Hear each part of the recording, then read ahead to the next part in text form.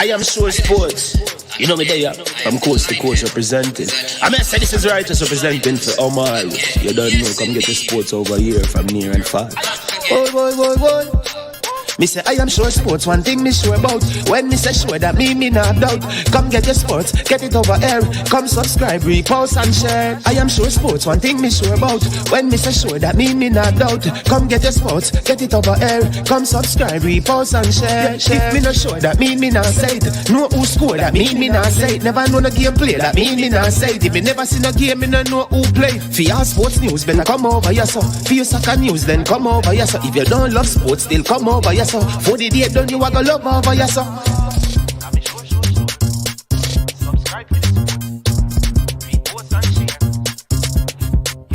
So when it comes on to behavior concerning football, Jamaica is decent. I am sure that if we can get all of these things done, set in place by the end of April, it gives us enough time before the World Cup campaign. Not afraid of no Brazil, no Argentina with these crap of players. We are good enough. Remember to like, subscribe, share. Listen, comment. Let me know what your thoughts are.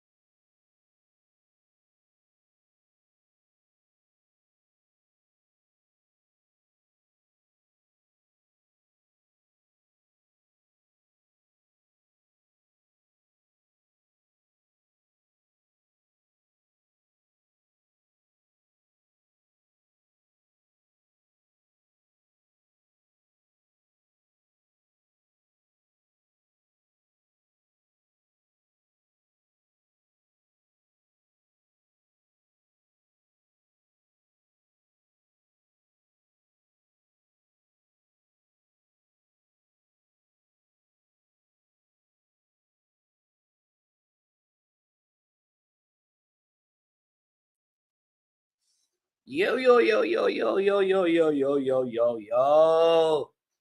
Are you hearing me? Are you hearing me? Are you seeing me? What's going on? What's going on? People, you hearing me? Tell me if you're hearing me now. What? Oh, God. Oh, God. Yeah, yeah, yeah, yeah, yeah, yeah, yeah, yeah, yeah, yeah, yeah, yeah, yeah. Are you seeing me? Tell me if you're seeing me. Big up, big up, big up. All right. Big up Simon. Big up Conrad RR. Up and running. Wade Brown. Jason and Sherban Scott. One in the building. This is Valensman. This is I Am Sure Sports, and welcome to the show, my people. It is good to have you and good to be with you. Today is the day that the Lord has made. Let us rejoice and be glad in it. I look to the hills from whence cometh my help. My help comes from the Lord who made the heavens and the earth. All right. Our God, the mighty one, he never slumbers. He never sleeps. Yeah, he is the King of glory. Who shall ascend into the hills of the Lord? Who shall stand in his holy place? He that has clean hands and a pure heart, who has not lifted his soul unto vanity nor sworn deceitfully. He shall receive the blessings of the Lord. You understand me? In God we trust, God, we don't trust the arm of flesh. Men will fail, but the good creator has never failed me yet. Remember, after 30 minutes, you will have a big, grand opportunity to win a shirt. Yes, indeed. Yeah. As usual, it is Super Friday. I have not had one of these in a very long time. As usual, on Super Friday, I ask the faithful, just subscribers and, subscribers and watchers of the channel to support I Am Sure Sports and give a super sticker, a super chat in terms of the channel's effort. Yes, so we can continue to do good works with the channel. We haven't done so in a while, so if you're able to hit us up with a super sticker or a super chat. We try to shoot for 10, amounting to around 100 years. And out of that, YouTube and American tax system, them take around $35. So it really like $65. It's not a lot of money. You understand me? Yeah.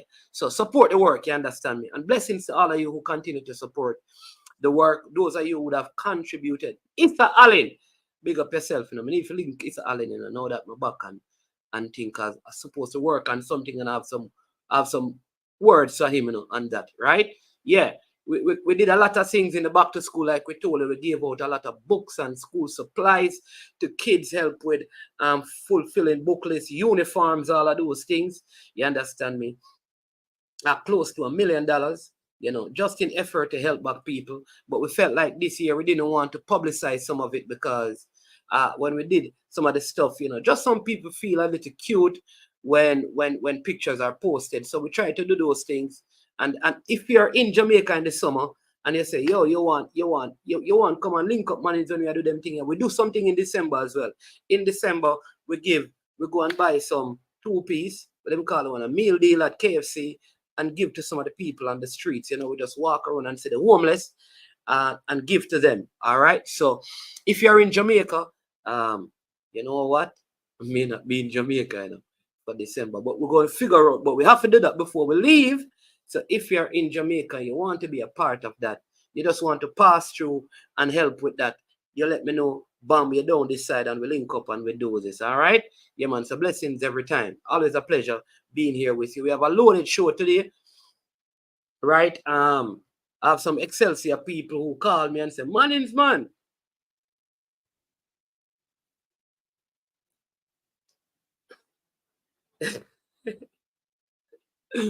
No.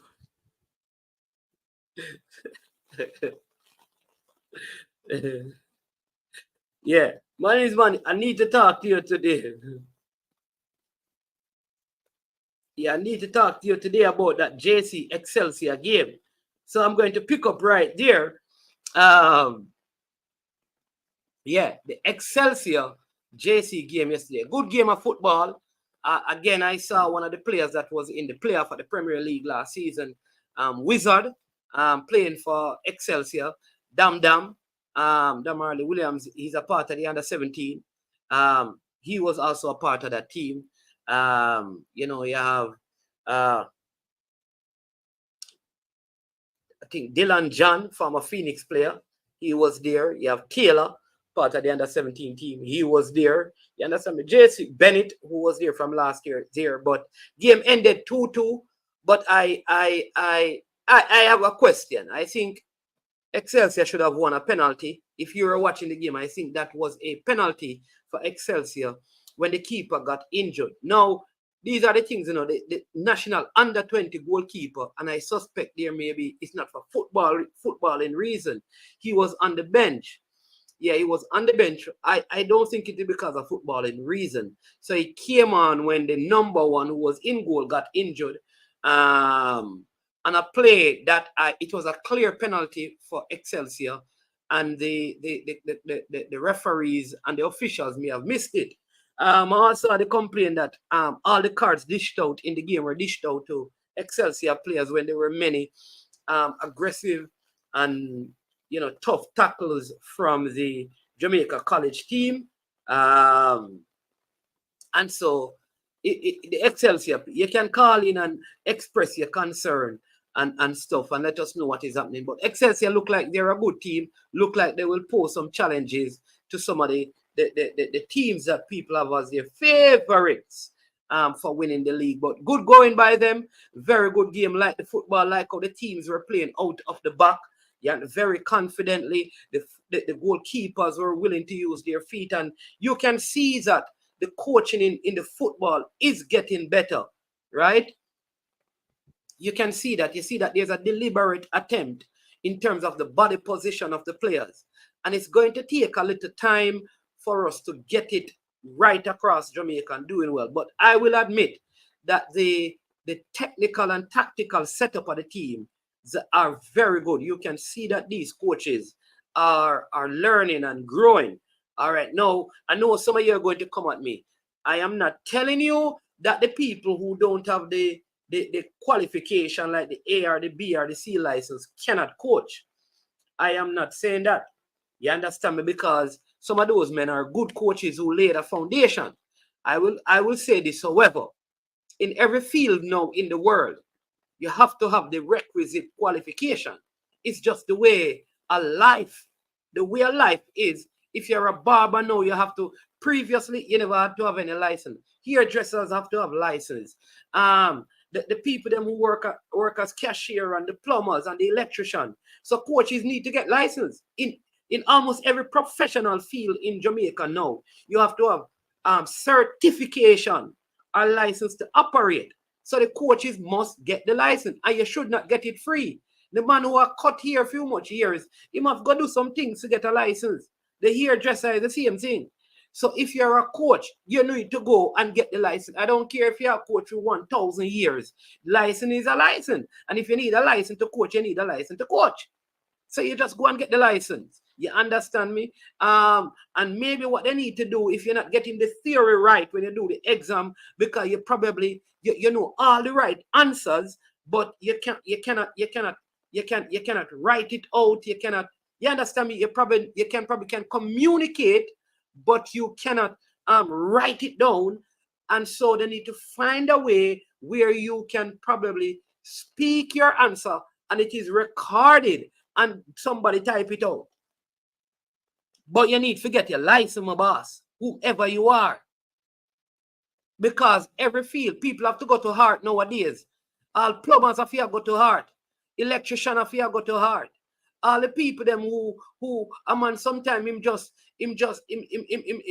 to get food handlers permit to work as a fast food establishment.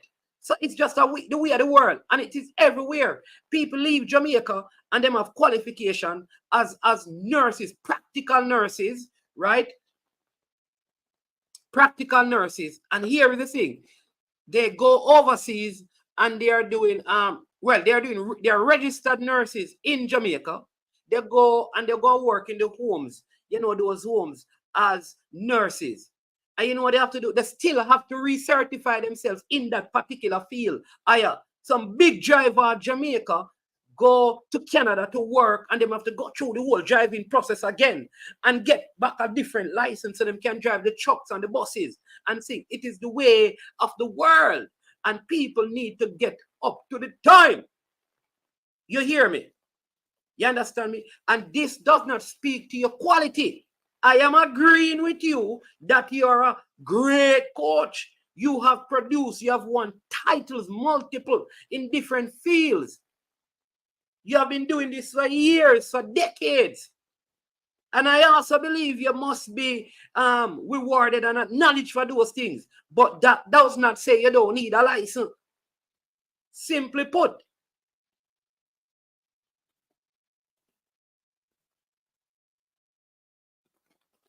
All right? Listen, and I hear a lot of people say that, well, I have won more than the person who is teaching and I have had this and I've had that. Let me tell you this. Most students who matriculate through the educational system, they do better in life than their teachers. There are many children of multimillionaires and billionaires in universities earning more from their fathers and their mothers' business than the teacher teaching them business administration. But they still go to get a degree. So whether or not you have 1 million titles and you have 1 million this that you have done, at the end of the day, it doesn't mean that you can't sit under somebody's tutelage to learn and grow, boss. Everything in life can teach us lessons. You can learn some things from the sunset and from sunrise. All right. That's a very good question. I want to know which club don't have a B license coach. Well, they remember now, the B license coach right now is the minimum requirement. So like the coach in Montego Bay, qualification is higher. So it cannot be compared. All right. Tapa good, a Mount Pleasant. Ducky good, a Humble Lion. I can only tell you the ones that I know. Arnett Gardens coach, Gilbert. Him good. Rudolph Austin, Portmore. Good. Bujo, Harborview. Him good. You understand me? That is what, 6 right there. Fuzzy, Waterhouse. Him good. That is 7. Who else is out there? Give me some of the more coaches. Give me some of the other coaches then. Give me some of the Philip Williams. Good. Don't be holding. That is 8. Give me some more of the coaches then. So there, those are 8 names already, right? Chapelton, good. 9. So let's go. Racing, good. 10.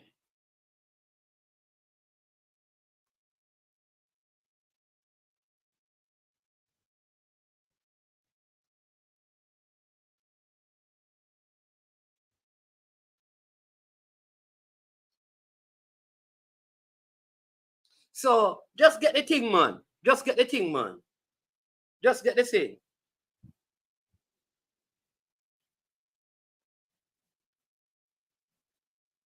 Watch I'm not really call Cavaliers. Cavaliers, good.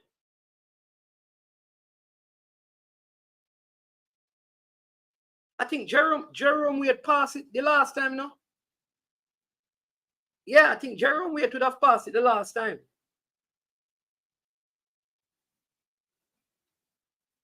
Oh. So if 4 clubs, let me see if we can find out which 4 clubs don't have it, you know. Let me see if I can find out. Let me see if I can find out.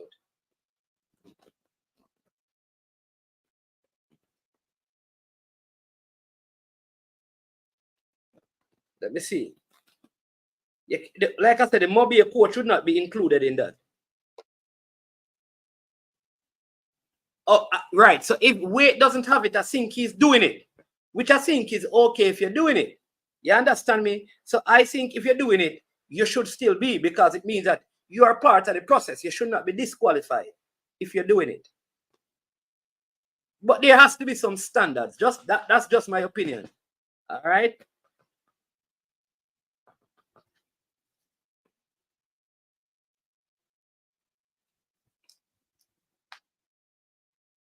But what I'll say though is that I think these things, I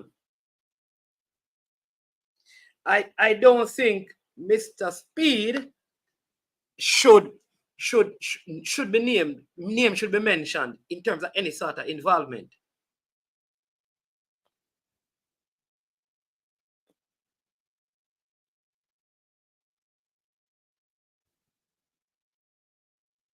Right? So my point is that if these things, if Mr. Speed is in there and he makes comments on these things because he has a team in the league, it's going to be a problem. And he must understand that. So he needs to stay as far away from this as possible. That is my advice, because I'm saying done with YouTube right now for this year. No YouTube.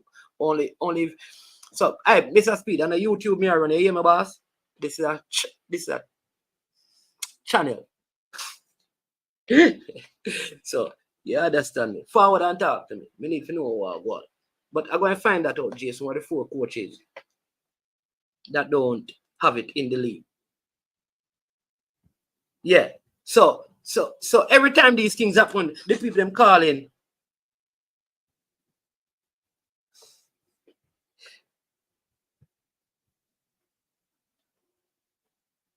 Yeah. Wait. What I'm saying, what the man? What the man must say?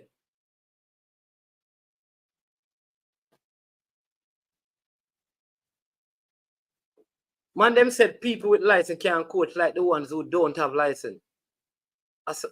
Really? Where them get that from? Where them get that from? Not no gossip boss. Because the man without the license right across the world probably not going to be coaching any at all. So what you're going to use to measure him? The way the world running, boss, you have to have certification and qualification. So let me ask you a question, because me know a man, you know. Bless up yourself, Marlon. Me know a man, you know. Marlon talk about what is happening in Panama, in their league. I be think their coaches them have, man. Them have be a king, them and them have be a licensed coach, man. So hear me, you know. Me know a man called Dentist. Right? People say he was living in a community, he passed away now. But people used to say that he used to do extractions of the people in the community. All right. No, people go to, you know, them do them dental stuff and them get them degree and thing. No, you want a tooth taken out, demo. You go to the man who then call dentist, where use him own local pliers and wrench and ice pick and them thing there. Are you going to want dental office? Maybe he might do it for 20 years and him full of experience, you know. But the risks are too high. Parish council. What kind of question that all parish council? I ask you, man. If me a if man, you're certified to be on YouTube, who says you need to be certified to be on YouTube? What wrong with parish council, man? Parish council stick to the council, man. Sure, man, I soon get to the Ravel thing. Big up Kaheem Dixon. Kaheem Dixon scored and assisted in the under-21 game for Charlton. Big up, Papi. Or Papi.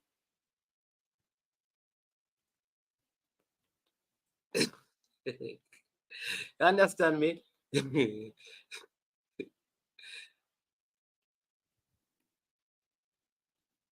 Boss. So I am not a journalist. I am not a journalist. I am so special. I am not a journalist.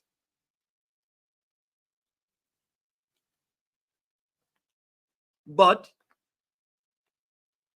boss, when you go university, parish council, when you go university, you do them thing, them on. You do public speaking. In a first year, at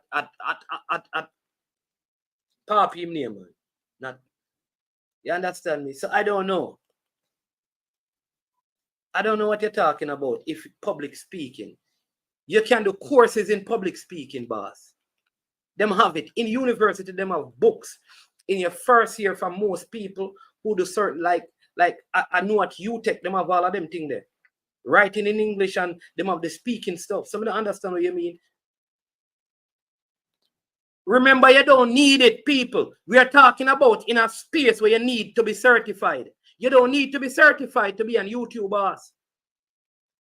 But to go and work for TVJ, you probably have to go do your journalism thing, boss. This is not TVJ. So you do public speaking and communication in university, bossy. So most people who go university, boss, do public speaking and communication, my boss.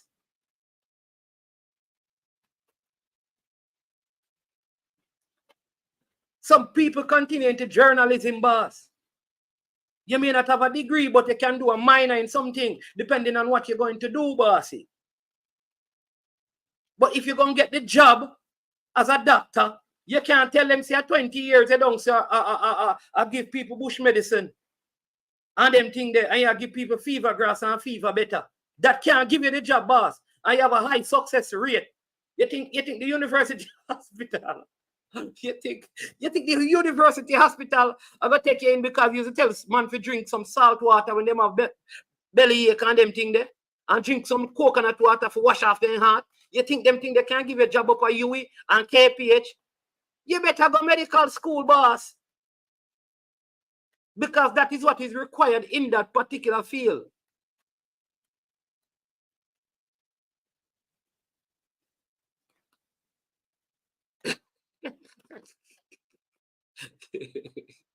They said doctor said me. So I don't understand. Yeah, man have all cutlass and knife for the surgery and them thing there. And then wrench and them pliers and then hammer.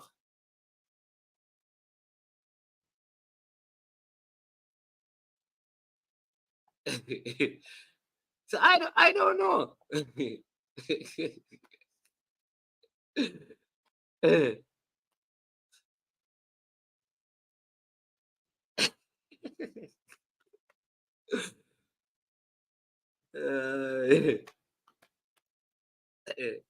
Is a coconut water actually wash off bars? Yo. So I tell Jamaicans talk some things, you know. Me, I want them to really believe it. Boss, where you get this thing that? How you know say coconut water wash off your heart? Boss Thomas, call and explain to me how you know that coconut water wash off your heart. No one somebody tell me that.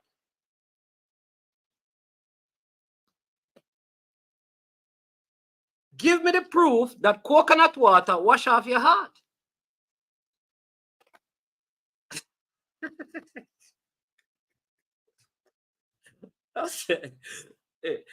Somebody need to prove to me that coconut water washes off the human heart.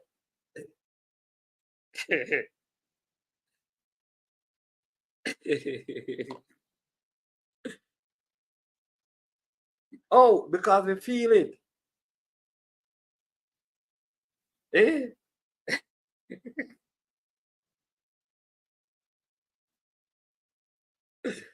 Yeah, and breadfruit make you coward. What is the proof for them thing, the boss? What is the proof? Yeah, if you saw a chewing gum, it twists up your tribe. Yo, Jamaica, that's some things, you know. You understand me?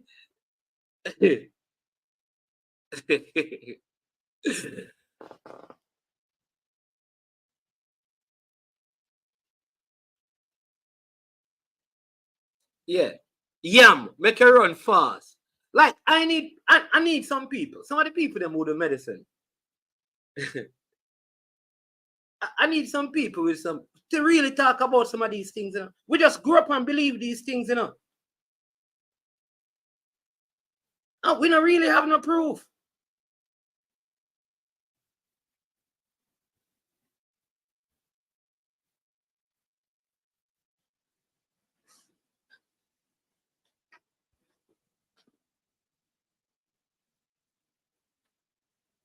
Yes, yeah. That is true. Yeah, you know, they have a thing called hammer. Yeah.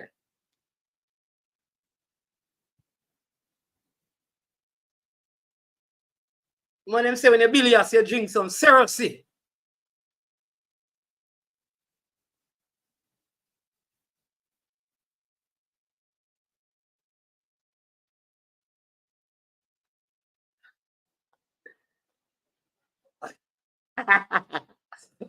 Herbs are for the healing of the nation. Yeah, the Bible said that, boss. Which one are the herbs, them? Which one are you know, Owen, when the Jamaican them talk about herb, it's a different herb. They were talk about the cali bud. And that is not it. But we don't want to prolong that. But the man them forget. The man them really and truly we need for really we really need to the man them need to go get them licenses, man.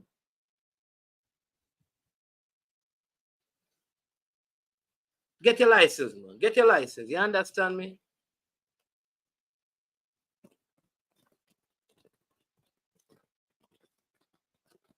Yeah, man, parish council. So it is 34 minutes. You want boss, you want a carrot me eat and carrot juice me drink. I wonder how me end up with glasses, boss. That me I say. Cause me love carrot juice from my youth. Be a carrot. I mean, I remember when I was at Manning's, they used to have a farm. I never used to do agricultural science, they call it. All right. But I used to go on by the farm when my brethren them around there and get tomato and carrot. And eat. Just eat it raw like that and thing. I still have eye problem, boss. Me not to subscribe to them things. Maybe me wrong, but yeah. Yeah? All right. Oh, sorry, me never know say organic carrot. Parish council. I'm one of them. Too much and nothing, no good for you. No man. No, parish council. Check what you say again. Too much and nothing, no good for you. How you say too much and nothing, no good for you? That's not right, man. Too much. Okay. All right. Them say them not hearing it. Hold on, parish council. Them say them not hearing it. Oh, I'll go on now.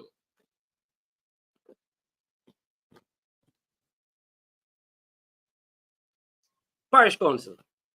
Go ahead now. Tell me if you're hearing him now. Can you hear him now? All right. Tell me if you're hearing him. Yeah, man. Yeah, man. So I am hearing you, So let me just see. Tell me if let me say them can't hear a parish council. All right. Hold on. Hang up. Let me call you back. Hang up. Let me call you back. Hang up. All right. So let me call back parish council. Let me see if we can get this going again. Hold on, people. Give me a sec.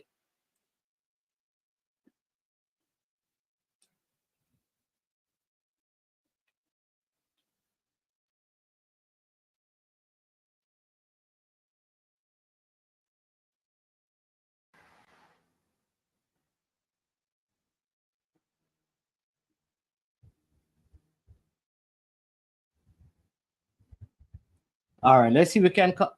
Yeah, and for the person who's asking if they were properly duly notified, yes, the coaches were told from last year. Because remember, this was supposed to be implemented from 2018, but COVID delayed it. Parish council. Check. Yeah, man, I am hearing you. People tell me if you're hearing parish council, because I am hearing him. Yeah, man, I'm hearing it. So let's see what the people saying. Yeah, parish council. I hear somebody saying that you're married. I know we must call him Mr. Parish Council. That's true? Married the club a year now, man. This year I gonna make my second year. Also, second anniversary. Also, you're Mr. Parish Council. Mm-hmm. All right. All right, man. I know, say, I want to be strong to manage, man. I want to play endurance. What do you mean are you strong? Birthday, man. No, that every seven. Manage, man. I love one like man. You know, I think of birthday, man. 10th of September, man. Win 2-1, So it was a good birthday, Okay. Yeah, man. So, what me I say to man is, man, this certification, and I'm not sure if it's, I'm sure it's not the main topic, But this certification that we're talking about, apart from, okay, you know, feel like say the best coach or the most certified coach, but is it readily available for coaches in and around Jamaica? Is it available at Micah?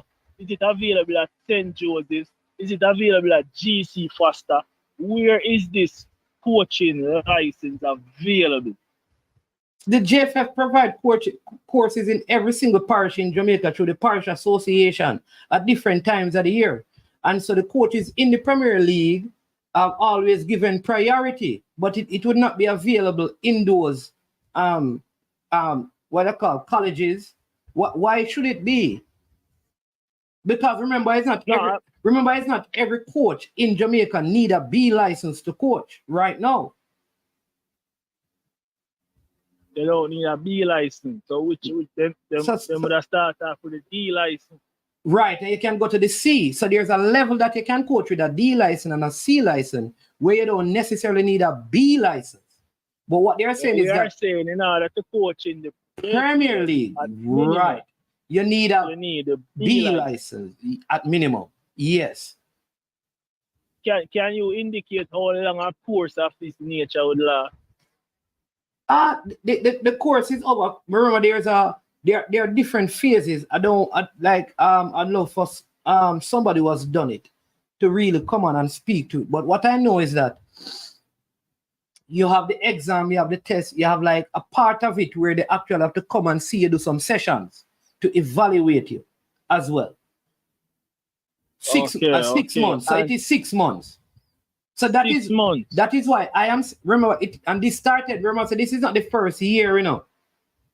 It's not the first year, the second year. This is around the third year now that they have been pushing for this to happen and encouraging the coaches. Because remember, some of the coaches have failed it and reset the exam or redid it and they have passed. So it's 6 months. And do we have an account as to how many coaches currently have this B license? What if it's a case where it's an underwhelming amount, and if we were to choose by just who were qualified, possibly we would not have enough coaches. For the Premier League, they have way more qualified coaches. I think in terms of the B, they have more than enough qualified coaches with B license. What they don't have a lot of is A license coaches. But they have more than enough B license coaches to spread across the Premier League at least. And another, where else could I go and use this license that I have obtained in Jamaica? So my understanding again is that it is something that they're doing that can take you, they want to spread it across CONCACAF. Therefore, you know, like how all right, so I don't know what other people's experiences are, but when I was doing like postgraduate studies, you have credits from one university, what they call an accredited university. So if you do things in an accredited place, you know, if you go in a next jurisdiction, they can you can say, well, I have done this in this place and it is accredited, so you get exemption from certain things for not having to do the same course or a similar course because you already did it in your home country and it is recognized elsewhere. Right. So that is what I am asking. Let us not even use the word. I'm sure it can go Europe, but we're in the Caribbean. Could an individual go with his current license and be considered as qualified? And I see most of the places in the Caribbean, because remember, it is the same courses that all the coaches, I would say right now in the English-speaking Caribbean are doing. All of them do the same course. Is the similar license? Yes. Yeah, the similar courses they are doing. Yeah. Yeah, well, I mean, for me personally, and I said this to CC earlier today, you know, I believe if there is a requirement, you know, that they should at least try to get the minimum requirement to do a particular job. earlier when you mentioned the YouTube and whatever, obviously that was just a jeering type of thing because, there's no set requirement to do YouTube. You understand? So if a coach is being asked to get X and it is mandated, then it is the club's responsibility.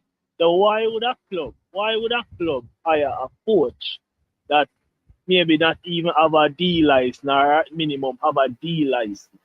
How does that coach then get registered to that team and ready to start a league, ready to compete in a league, and does not have the requisite requirement? Isn't that still a wrench in the process of JFF or the JPL? I don't know which one would have take the responsibility in this instance. Yeah, I hear you. Like, why would a club, like I say, employ a coach that they don't? I think though they have enough, should the rule be enforced? This is my opinion. I think there should be some flexibility for the next couple of seasons until you have like 100 and more. I think they are around in the 40s right now. In terms of coaches with the license. Right. With the requisite license, they're at least 40, which means that you could have 2 per, or even 3, 2 per JPL team or close to 3 per JPL team. And you wouldn't exhaust the amount.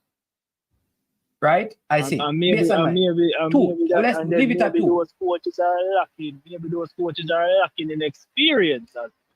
And I don't think that team would want that is true. But what I'm saying though is that what I'm saying though, but Arnett Gardens have one. I remember Xavier Gilbert never coached in the Premier League before. Yeah. Do we have any coaches in Jamaica that has a higher coaching license than the one that we are offering, like a coach that may have went obtain their license? Yeah, man. Remember, like Dookie have the American ARB. So what the JPL is saying is that you need a B license or higher. So Craig Butler have him Europa B. So he should be able to coach in the league because him have him Europa in UEFA B license. Well, he said that he submitted maybe 2 different things, because the topic around the atmosphere right now is that, me assume says is would have been one of the reasons why this topic became, something we're talking about. But as I say, I support it because one of my main issues, I don't like to see one coach coaching 2 teams, meaning them in the Premier League and then in the schoolboy football. Yeah. So maybe you say if more coaches obtain the minimum requirement, then they would find that a coach can more focus on one specific team. And like Xavier Gilbert, every time I turn on my TV, I see Xavier Gilbert. Whether 6-a-side, beach football, woman football, Premier League, like every time he look me, see Xavier Gilbert, Yeah. When I tell him there, I excel. So, and yeah, okay, a man do how much job him feel like he want to do or whatever. But in the coaching world, it's good to know say a man there one man focus on one. You understand? But at the same breath, management. And I was saying this to CC, you will have individuals who are capable of passing exams and passing tests because they are brilliant minds, but not necessarily a good coach. And I am fearful that people will start taking on these courses without the requisite knowledge, like the practical knowledge about football, and force themselves in an industry, and then we end up with a whole heap of licensed coaches that are still not producing anything of any substance. You get what I say? Yeah, that is true as well. But we have also seen a lot of the players prepared by some of the older coaches. It's not like those players have gone on and had great success. We may look at it and say a lot of the players, because one of the things we have been saying in the football is that a lot of these guys we see who come out of the teams as stars and superstars, they are not adequately prepared for even the markets overseas. So it is also true to also say that some of these coaches who have been winning things in Jamaica, they probably can win in Jamaica, but they are not able to prepare players to play at the highest level. And man, if I were to point a finger at one specific individual who should wear that cap, it is the individual that is doing interviews, stressing, and coaches getting licensed. I think he is the biggest culprit of winning a lot of things, but not preparing players for that next step. Winning a lot of things. No, man. Rudolph Speed, you're talking. Rudolph Speed no win a whole heap of things, man. How much Premier League Rudolph Speed have? I just said that at who's Premier League Rudolph Speed winning Cavaliers, boss. Fine, but prior to that, Lenny Hyde, you know, Lenny Hyde win Premier League with multiple clubs, with Harbourview, with Tivoli. Him win Schoolboy. Yeah, but even in a recent time, we can point to Kaim Dixon because we don't know if a man want to get on the props. We say him, whatever. Me, I say Lenny Hyde boss Kaim Dixon. So we can even look to a Kaim Dixon that is now at Charlton. Where I believe himself. But I am saying the man who is stressing on coaches to be qualified, I would say that he needs to take a look at himself and ask maybe that is what he did. Doing a good enough maybe job. That is what he did. Maybe he looked and said, listen, I am qualified, I'm doing good in youth football. I need some more, so let all of us get qualified. Yeah, but with players who we are transporting, the players who we are exporting and the ones who do well and stay over there are not any of his players. I'm not stressed on that still. Just I say sometimes a man to take a look at themselves. Upbeat. You know? And before I go, man, because my lunch break I got done. But I want to listen to this because Upbeat have a very important point. Upbeat has said this. Right. A lot of us, including me, have attributed the success of Spain to their dominance in terms of coaching certification and quality coaches. Spain leading in women's football, youth football, club football, national football. And they are saying that is because of coaching education. So what we can say as a fact is that in Spain, this has proven to work, that coaching education, as it has gotten better in Spain, they have become more indomitable as a footballing nation. So my question to that would be, is the coaching education that we are providing in Jamaica, is that anywhere close or equivalent to the coaching in Spain? Can it be compared? No. Listen what we're comparing. Listen what we are comparing. Yeah. Listen what we are comparing. Listen what we are comparing. We are comparing this. Spain has increased their coaching education. Simultaneously, they have become dominant at all levels of football. What I am saying, it stands to reason then that if we follow the same path of improving and coaching education, we can become more dominant. As long as we are not coaching, as long as we are not teaching Pep and sending them to the Cape. Huh? As long as we are teaching Pep and Pep and Cape after. I don't understand. GSAT then, as long as we're not teaching GSAT and then I send the kids and the coaches to the Cape. All right. So here's the thing. What we can then question then, it's a different question. What we can then question then is the material in the course. We can say the material is not good. That's why I was asking. But you don't know it. That's why I was asking. What I know is that the material that they have would have gone through FIFA. And many of the things, what I'm saying that many of the things that are there, it is when remember this, that this is CONCACAF and FIFA. This is not like the GFF decide that this is a course.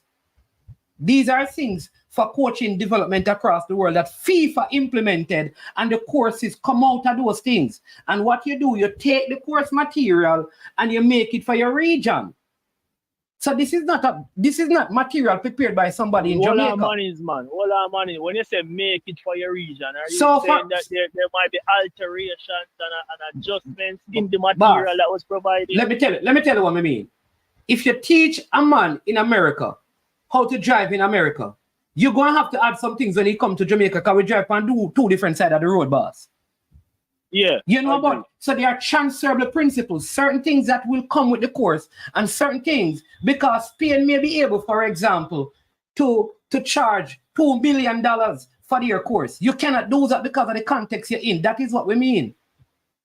Oh, okay. Well, all right. I fight it. I'm gonna be honest, me in our industry that I was not absolutely qualified for when I was in Jamaica. And since moving to America, it was a requirement. I had to do it. There was no second guess. I did it. And honestly speaking, I have a better appreciation for being qualified, fully qualified for the areas in which you operate. So I am not fighting against people getting qualified for the jobs that they are doing. But at the same time, we just say, what are the standards here? And you explain it. It is tied to FIFA. It is a FIFA standard. So I'm good with that. Before me leave management, just want to say, in memory to Dominic James, I see my little soldier, they posted on him Instagram. That's a year boy there. I don't remember his name right now. But Dominic James, who went to George, who sadly passed away on the 20th of September 2016. I don't know, he's a baller, was a talented baller, a tragically in a football for Jamaica. So, yeah, we just want to Burkett, Brian Burkett, we support. Okay, yeah, because part of the same St. George's. Yeah. Yeah, man. So you don't know. I just left that to the man them say, when I forget people, I'm glad to see him post it. And hope when the match I play today in a Manning Cup, I hope the man them do a little thing in memory for the ball. You don't know. We have to keep the legacy. You understand? Yeah. So all right, bless up. My two cents that Manning's, man. Blessings. Yeah, man. All right. Blessings, Parish Council. All right, I think Tapa did the A license, Tapa is in the batch of coaches who did the recent A license. All right. We have 433 Presser on the line. All right. Yes. Afternoon. Yes. Mr. Einstein. Yes, sir. Good afternoon. Welcome to the show. Yeah, man. Yes, man. When I used to live in Jamaica, right? I think when I just left high school, I had a interest in coaching, right? Which high school you went to? Billion.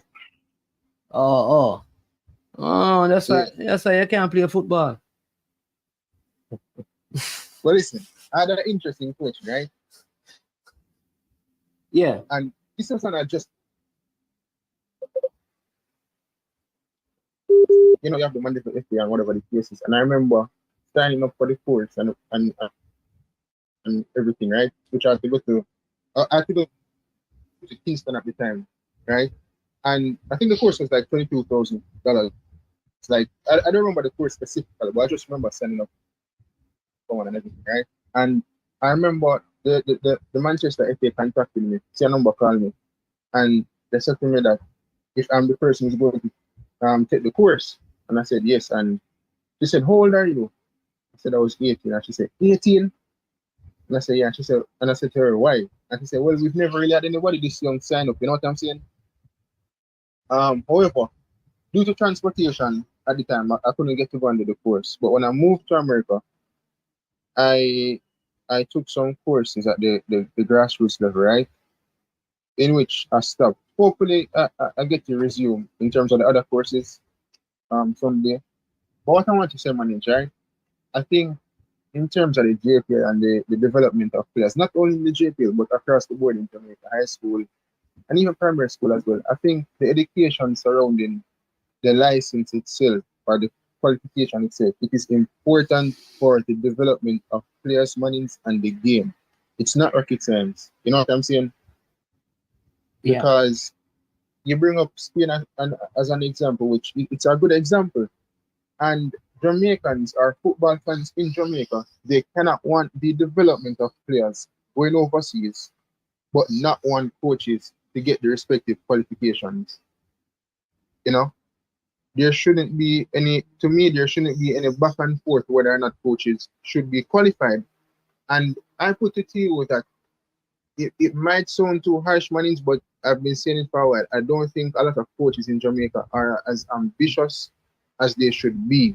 Not ambitious in the sense that, you know, they must go coach Manchester United or whatever the case is, but in terms of qualification for the development of themselves as an individual, as a coach, as well as for the game that they coaching as well.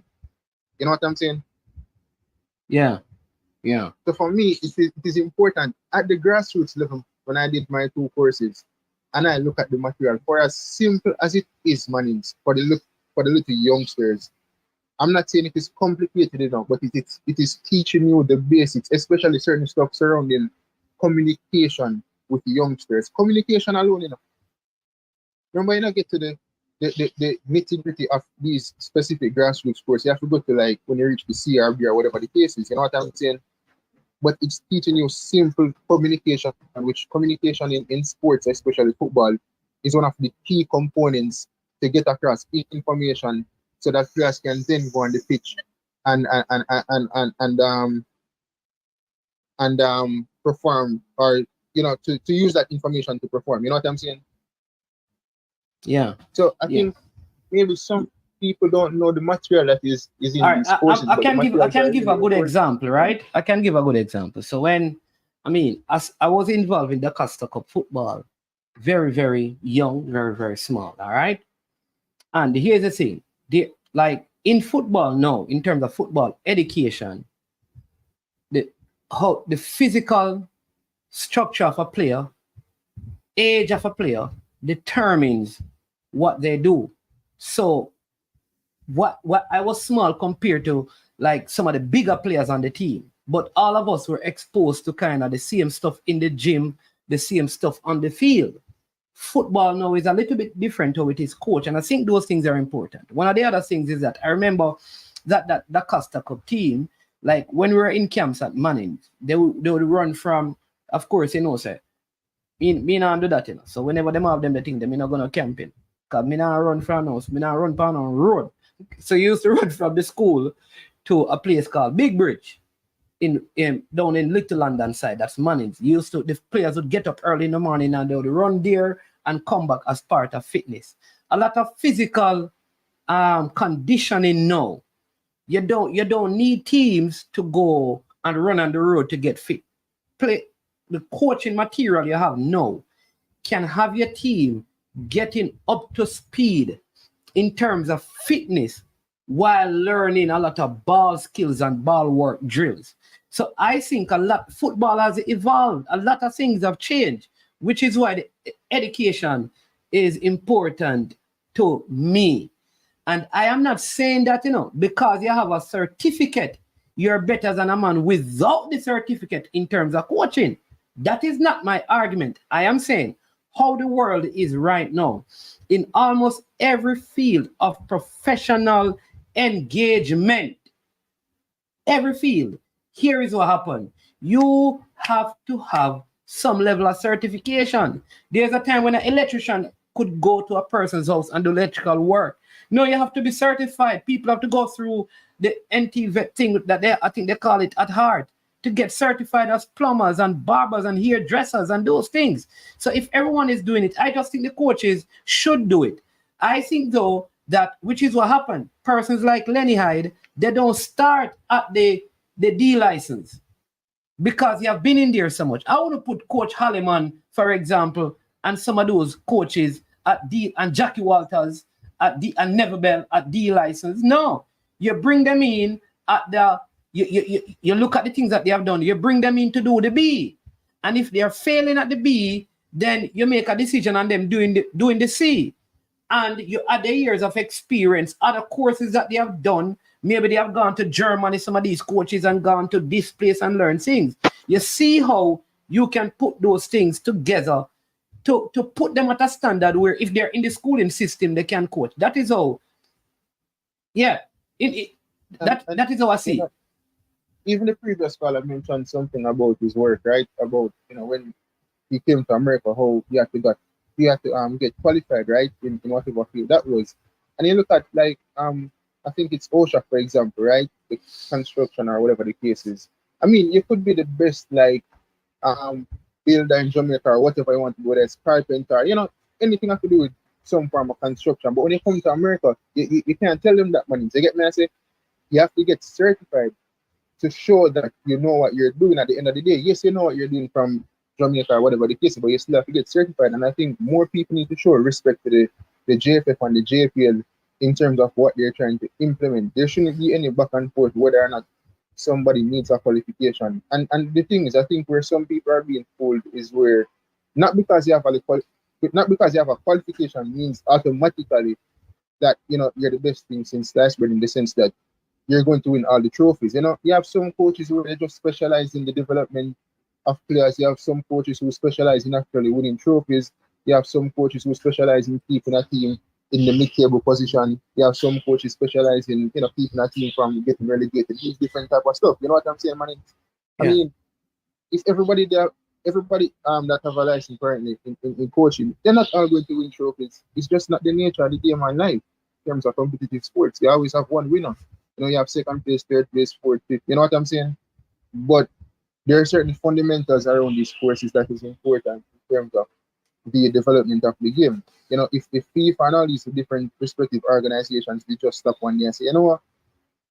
No man enough you have no license, and we're not going to implement nothing new for the development of the game. Then football would have been probably dead from long time ago. You know what I'm saying? Maybe we still have to ball him up the pitch. Yeah, go boss. Absolutely. So, yeah, man. Yeah. All right, big up. Thanks for that. Yeah, 50-50. Right. Yeah, man. All right. So, yeah, good call. All right. So that's what I think, people. I remember, like I said, in my postgraduate studies, one of the things that I did based on where I was going in terms of church leadership and the kind of church, they allowed a part of it for courses to be done that would give me the necessary credits to do what I was going to do. So sometimes you have to do that, right? Sometimes you have to do all of that. I'm telling you, how football was back in the days, people. You understand? It's a different thing now. Maybe the what the coaches were trying to accomplish had some similarities, but I'm telling you, did you see people lying down behind walls back in the days? You never used to see them things, man. The handball rule, the offside rule. You have to be learning, man, and growing, man. I'm telling you that. You have to be. I never listen. But first, remember, some of these coaches are coaching when people could pass back ball to the keeper and the keeper pick it up, throw it back to the center half and pass it back to the keeper, pick it up, throw it back to the center half, pick it up, and waste time.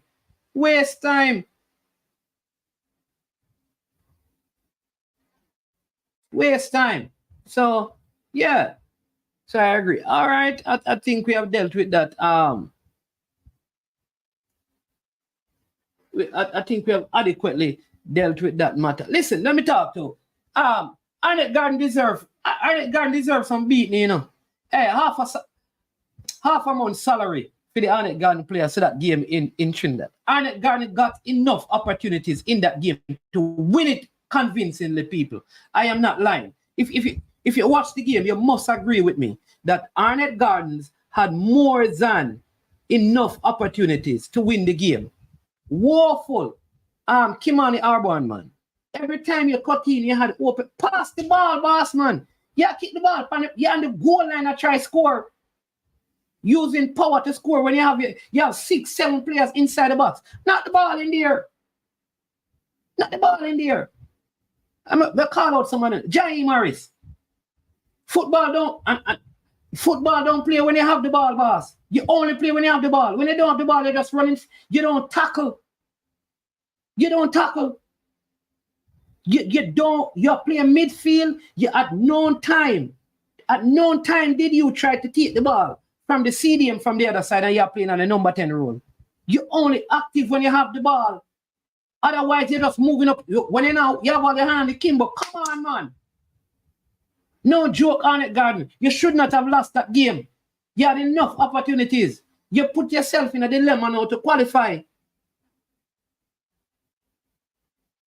So you have to win now to stand an opportunity. When you had more than enough opportunities. Coach Xavier Gilbert, you're great bossy. From minute one, you must can sit down in a boss. If you can't sit down for the entire game, your preparation wasn't good enough.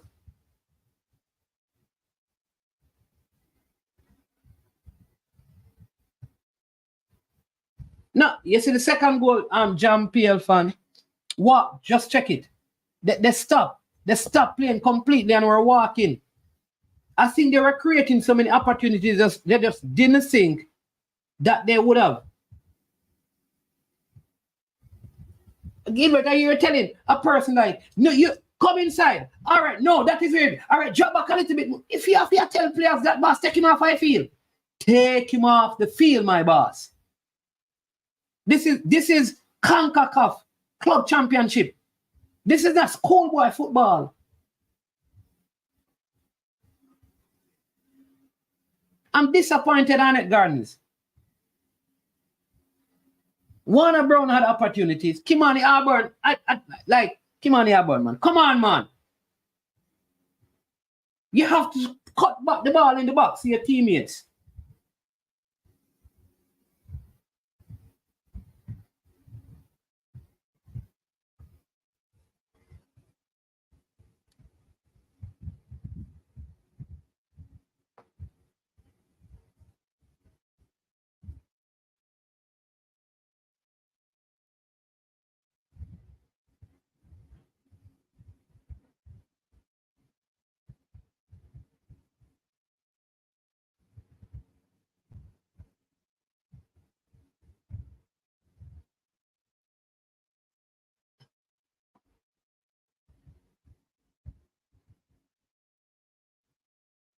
And anyway, Mount Pleasant, you going over the Trinidad, you know.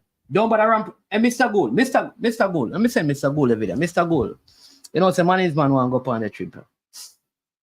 Hey, Mr. Christie, you know, let management come pray with the team, you know, come talk to the team. Because I don't want to go over there go ramp with the game in the Mount Pleasant. We send this in.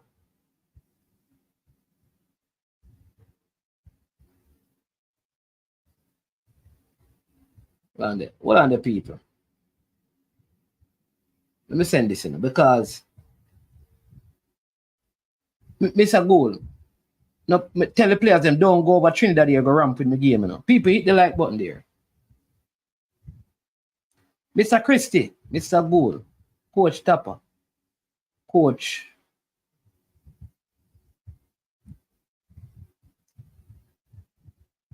Mount Pleasant, we need to win this game when we go over there. Beat this team easy.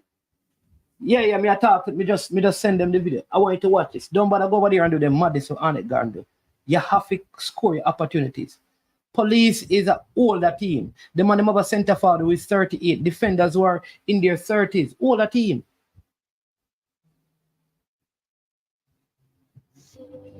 Right?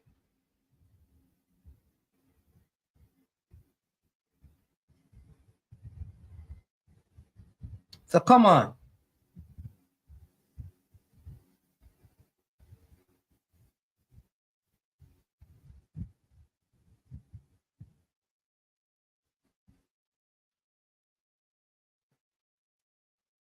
Yeah, Coach CA fans, all of you down there. Man, just will big up yourself. So listen, Mount Pleasant, don't go over there, go mess around. You finish off this game and don't make the same mistake that Arnett Gardens made. All right. Yeah, like I said, Excelsior people up in arms because they felt like poor officiating affected them yesterday. You understand me? But people, is there a case of Ravel Morrison? I think like if we say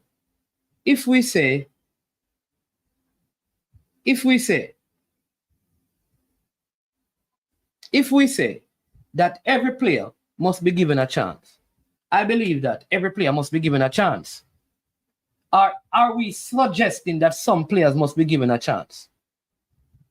So I want to ask you people, should every player be given a chance with the new coach? The players that who have been in and around the team, those who we have not seen, should Ravel be given a chance? Should Javanese be given a chance? Should Corey Burke be given a chance? Should Javian Brown be given a chance? Should every player be given a chance? Or should we have select players? Should McGee be given a chance? Or is it that some player, the train has left them? All right. Are we saying that the players who are doing well, who are the players who should be given a chance? Is there a case for Ravel to be given a chance with this team? Or no chances? So Duckland, Carlan, and I want you to give me the reasons for your answer. I don't want you to just put things out there for me to discuss. Should Walker be given a chance? Should Alvas be given a chance? Who are the players we should say, listen, the train has left them, but these players, for this reason, should be looked at by the coach?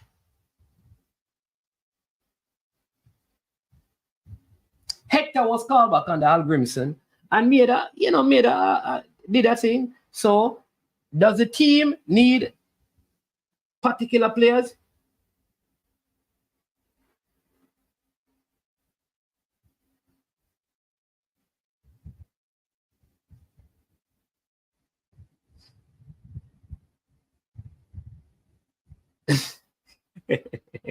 But say if Ravel need a chance, Vassel, Peter Lee Vassel need a chance.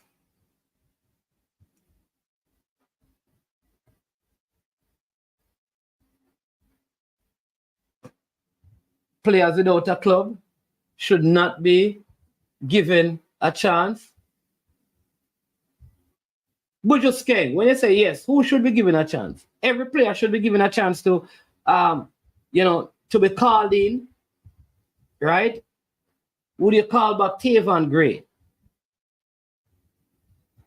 Like, are the players, we should look at the players who are in clubs playing and say, listen, this guy is in his club playing, let's call him back in. Or it don't matter if they're in a club or not.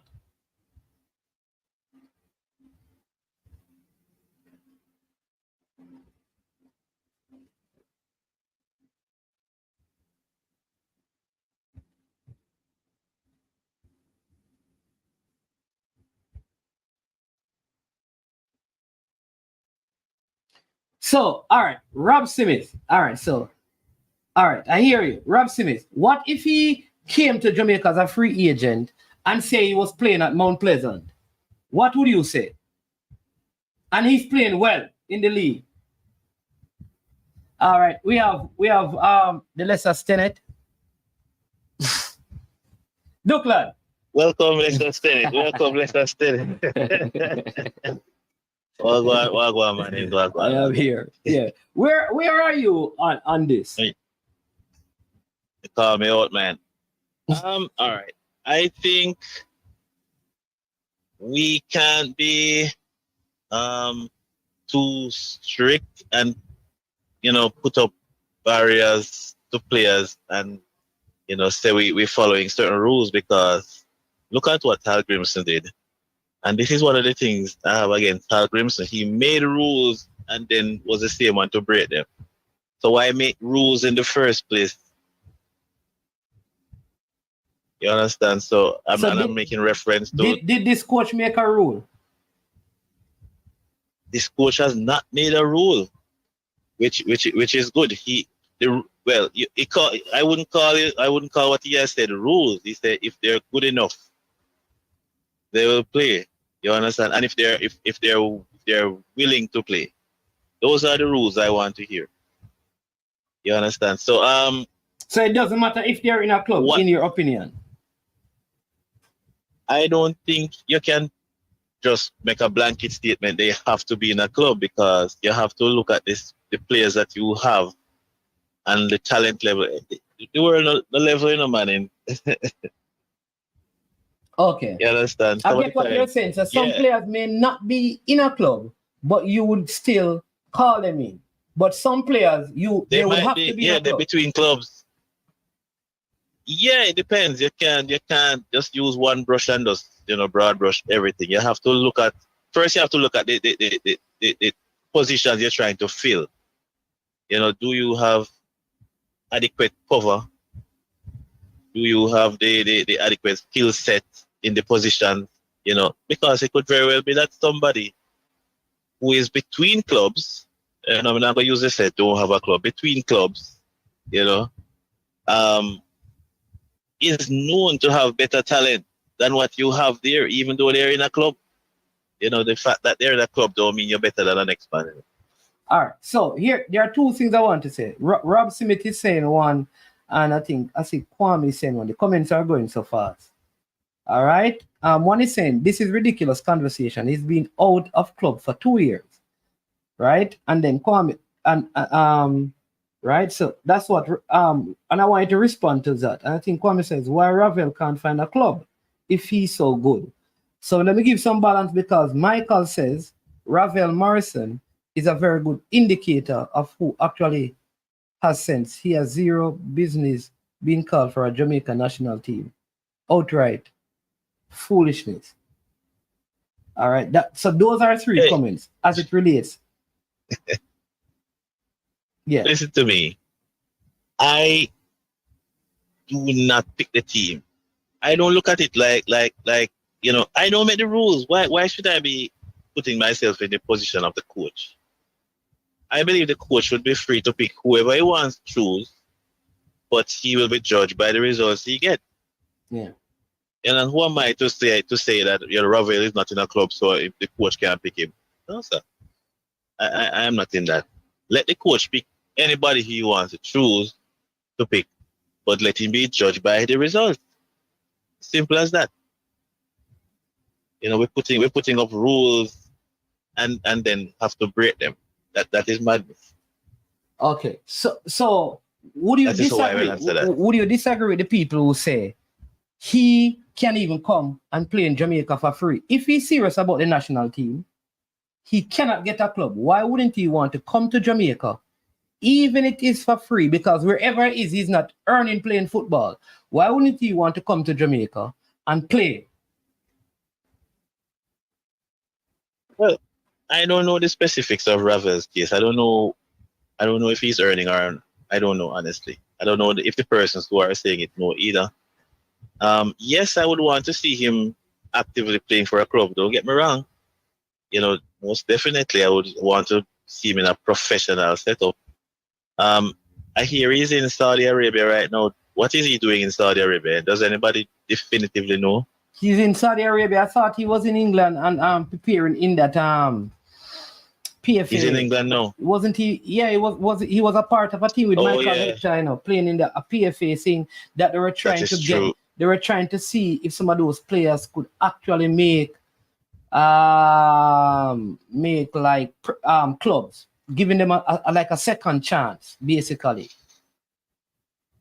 And Michael Hector would have also played in that game. Ravel played in that game.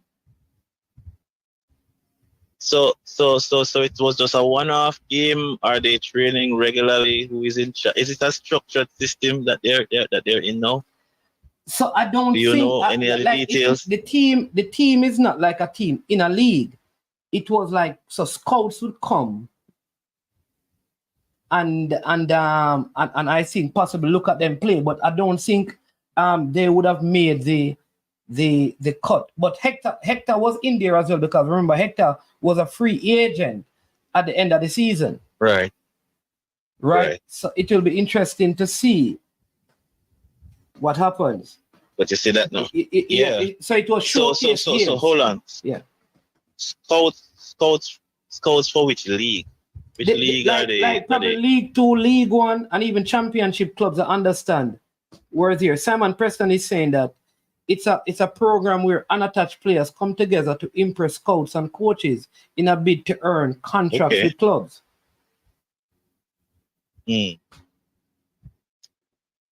That doesn't seem like a low level that might still be higher than JPL. It looks like, no, what I'm saying, it looks like it was like showcase game, probably a weekend of games. So those games are done.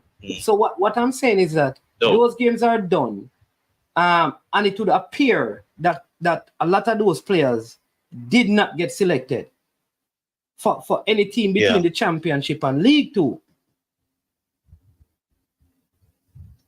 Yeah, well, most definitely, I would want the baller to be playing regular football. You know, don't get me wrong, but and I can't say why he didn't. It proves to, well, he didn't. It's not a case where he didn't come. It was that Mount Pleasant couldn't afford it. So I don't know the details, but I mean, I would love for him to be playing regular football, but I'm still not going to criticize the coach before he plays, for example. You know, that he shouldn't get picked. No, if the coach lose, then you know all hell will break loose. We're going to find, we're going to blame. But you know, we know Ravel's quality. Yeah, that's how I would answer that. Yeah. You know, it's up to the coach. It's up to the coach. Yeah. But putting up certain rules, it's not for me to do. Yeah. And Berta, yeah, man. All right, Duckland, bless up. Yeah, man. Good point. Because Yeah, man. that is All right. Yeah, man. All right, cool. All right, Berta, that is not true. There is no player that in team meetings the players said they don't want them. None. It hasn't. When team meetings happen and these things are brought up, everybody know the quality of every player that has associated. There has never been a meeting where they say, no, that man disruptive. Never.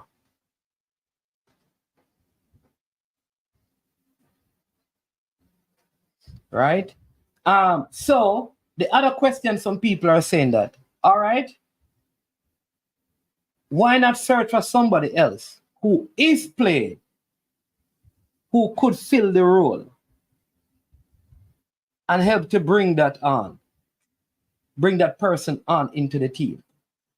But I believe that one of the things I'd encourage Ravel to do is, if I were him, I would say, okay, obviously, what for whatever reason, nothing is happening in terms of England. All right, we have a call online. All right. This look like would have gone to a new man in it. A JT, man. No, I know, man. All right. Yes, JT. What say you? Yeah, man. All right. I feel like you're gonna beat the people that were asking for Ravel, but let me hear you first before we judge. Who? I know you're a pastor, you know, management, and you know that there's a Ravel church. I'm a dedicated member. I'm a front row member of the Ravel church. Yeah.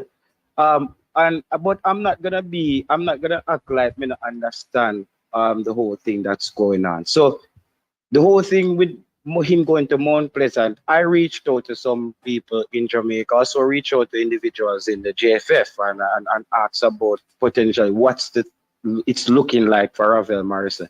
And they're the ones who explained to me, because I actually did a video, that Mount Pleasant was trying to work out a situation to maybe have Ravel play with them so he could potentially get a call up.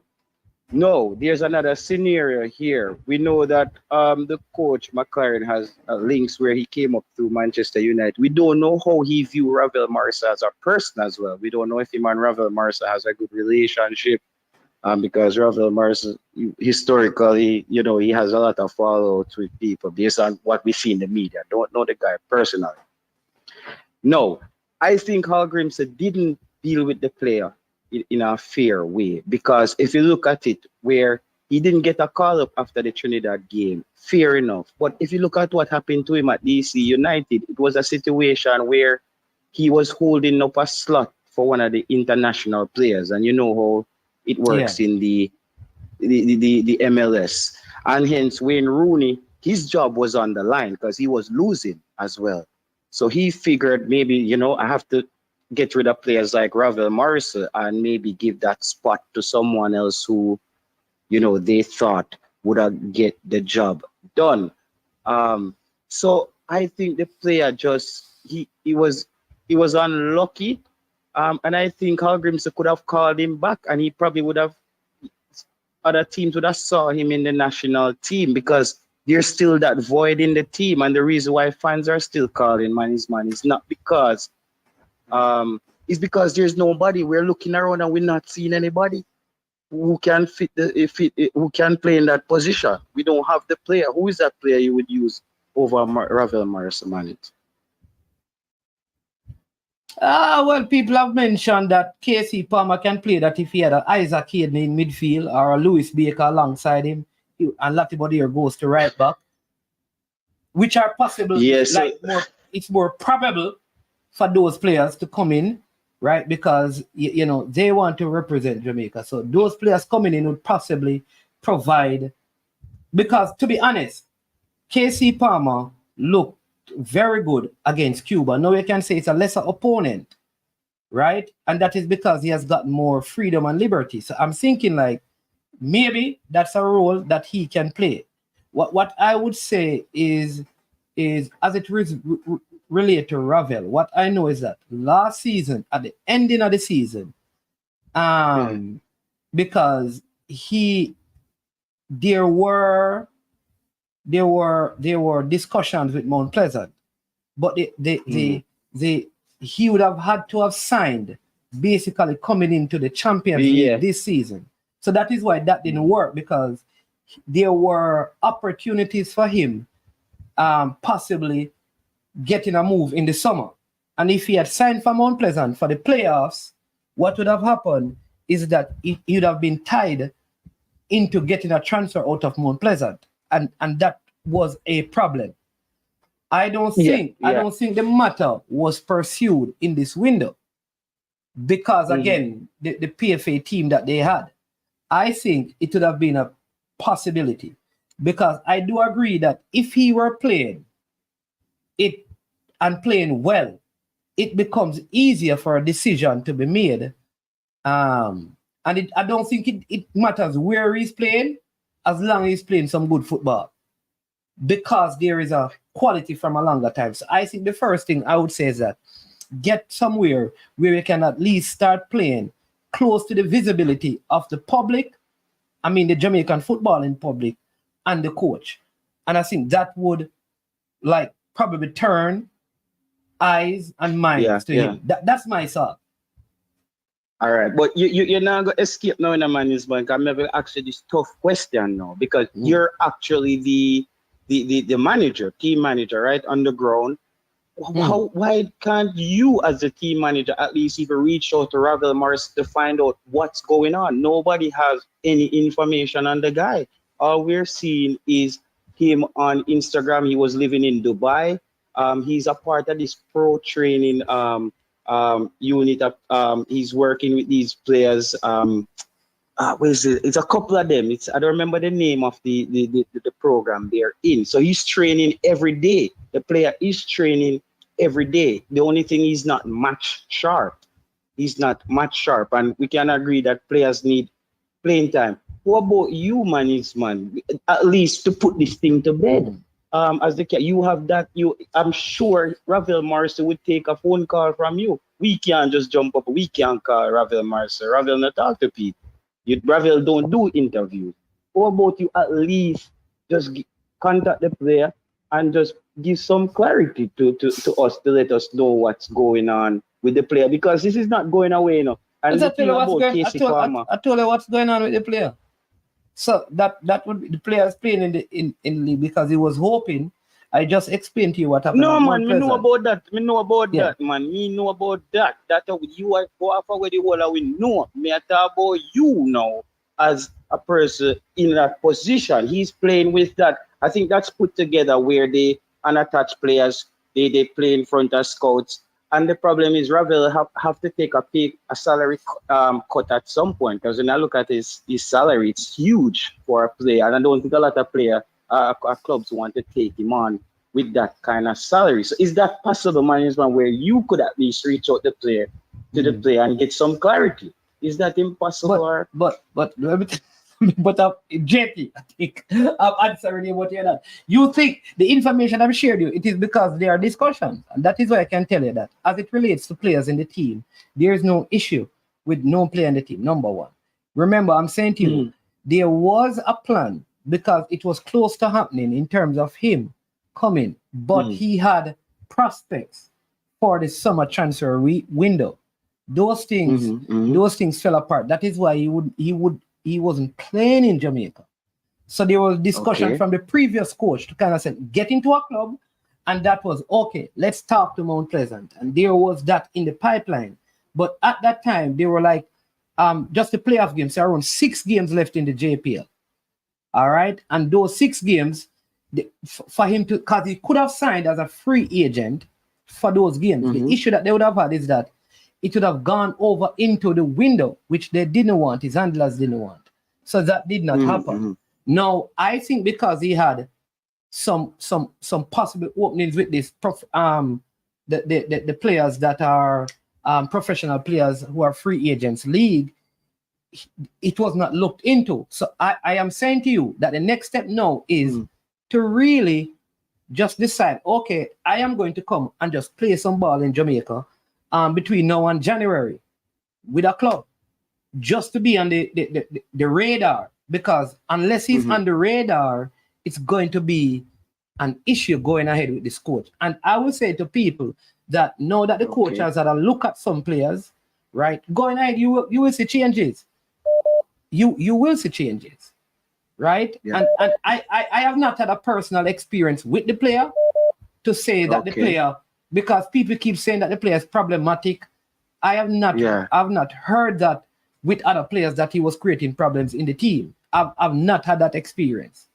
So maybe people can look at his past and some of the things, and there are 2 sides to a story. Maybe somebody, listen, at the end of the day, when you are from a certain ethnic background and you're in certain clubs, the story told is not sometimes the full story. And until you have probably heard, I haven't seen an interview with him where he has spoken about things from his side. He doesn't do a lot of interviews. You spoke about Casey Palmer, and I'm gonna be honest, he had a good game against you. I watch Casey Palmer week in, week out. Casey Palmer is very inconsistent. Casey Palmer pops up and he gives you that game. Nobody's asking for Ravel to come in and start, but we have to look at even having that little bit more clarity, quality, because when you look at that Cuba game, the game just needed someone who could have unlocked Cuba when them park the bus. But Casey Palmer, I can't agree with you, because I think on several occasions, Casey Palmer made passes that unlocked Cuba and the forwards missed them. But I never saw where we fully looked like we could have just scored on Cuba. You saw Jamal Lowe got that ball that he should have just tapped in the goal, man. Yeah, but there was a goalkeeper in the goal. You saw the goal where Arsenal goalkeeper saved last night. He was in the goal. What I'm saying to you though is this, that I believe we unlocked them, and Casey Palmer was a part of that. What happened is that if your forwards are not scoring, that is our next problem. I think we missed the chances against Cuba. I would not say we never created. What I would say is that in the Honduras game, we created way less opportunities than the Cuba game. Cuba game, we could have won by around 4 goals. To be fair to the team, we had 4 openings and balls that should have been played back across. The goal for people to knock in. 21 shots, 7 on targets versus Cuba. Yes, the goalkeeper was brilliant, but I think it was faulty play by our forwards. So, and Casey... And I don't blame them. We can't blame them, management, because I think as well, you can see that the players, that was the first time I felt that our forwards even enjoyed the game. They looked like they were involved. Mikel Antonio didn't look like he was just feeding off scraps. I just felt that we played a complete football game there. And I thought Bobby Reid was, I'm a fan of Bobby Reid, and Bobby Reid is one of our most loyal players. But I believe that Bobby Reid is not the answer at that number 10 position. He's just not that player. I don't see anywhere Bobby Reid in his history has played that number 10 position for an entire season or half the season. He's already on the bench again, as I predicted. That's where he's going to go. But Bobby Reid is a good utility player, very versatile, And I believe that the team is in a better place. The trajectory for Jamaica here is just up. We're and I just feel like it's just a few pieces that we're missing. And I believe if we bring in Mason Greenwood and all those people, there's still gonna be that hole in the team because I still don't believe that Casey Palmer is where Casey Palmer is playing right now. I'm perfectly okay. I'm fine with that.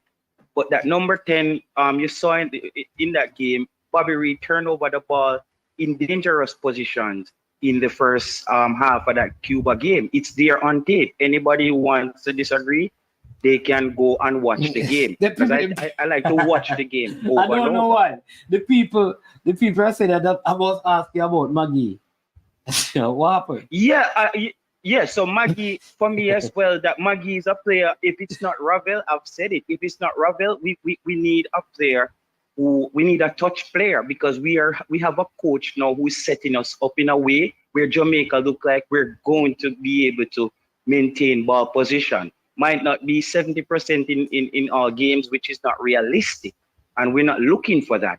But I think now is the time where a player like Ravel Marcy would be even more effective because No man. I hear you on the Ravel Marcy. What the people want to hear about is, I don't know why they wanted to speak on Terry. Is that, so Ravel, you're in two churches?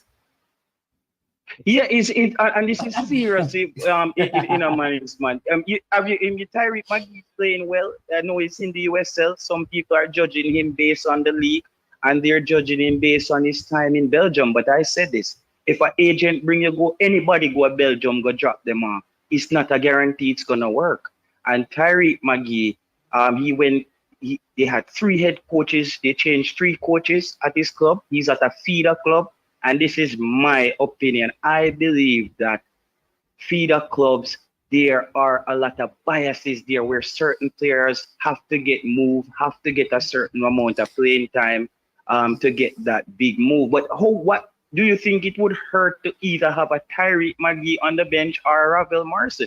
We're bringing 9 defenders. We're bringing Michael Hector without a club to sit on the bench. We're bringing a Richard King to sit on the bench because he's not going to start over Dishart Bernard. He's not going to start over Lati Bodier. He's not going to start over Damian Lowe walking red card, who got a red card last night in his first game. No. I'm